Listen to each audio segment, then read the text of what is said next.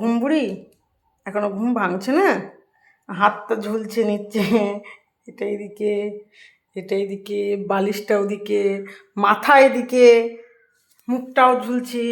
এটা আবার কেমনভাবে শুয়েছো তুমি আজকে? হ্যাঁ, উঠে পড়ো, সকাল হয়ে গেছে।